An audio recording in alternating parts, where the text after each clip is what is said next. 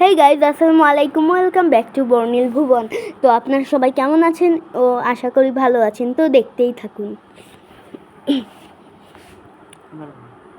Wow wow wow, আমরা কোথায় এসেছি? মস্ক মানে মসজিদ, মসজিদ মানে আল্লাহর ঘর। আমরা সবাই জানি মসজিদ মানে আল্লাহর ঘর। তো আজকে আমরা চলে গিয়েছিলাম আল্লাহর ঘরে, কিন্তু সেটা একটু ভিন্ন। মডেল মসজিদ আমাদের নড়াইলে এবং সারা বাংলাদেশে রয়েছে এই মডেল মসজিদ।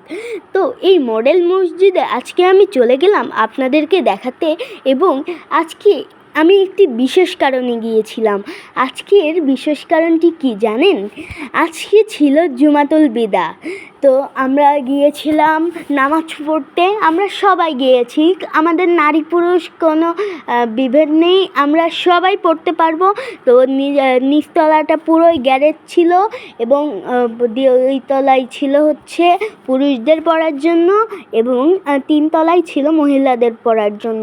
তো মেন কথায় আসি, এটা কোথায় অবস্থিত? এটি নড়াইলের দুর্গাপুরের ভূমি অফিসের পাশে অবস্থিত।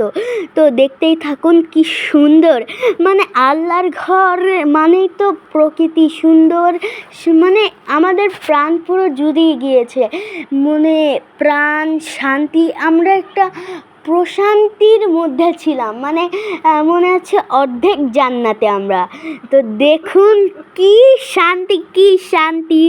তো আমি সব আন্টি, আপু, খালাম্মা, নানুদেরকে আমন্ত্রণ জানাই।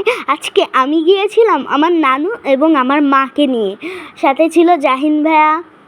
তো আমরা সবাই খুব আনন্দের সাথে নামাজটি পড়েছি। আমরা মনে করেন যে আমাদের কাছে একটি ছোট হজের মতো। আমাদের তো সৌদি আরবে যাওয়ার টাকা নেই, কিন্তু আমরা চলে গিয়েছিলাম মডেল মসজিদে।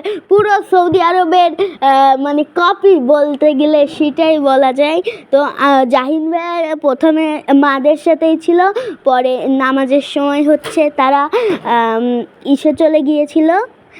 আমার নানু, এই যে আমার নানুর তো কি আনন্দ, কি আনন্দ, কি আনন্দ, কি জুমাতুল বিদার দিনে তারা গিয়েছে এই মডেল মসজিদে।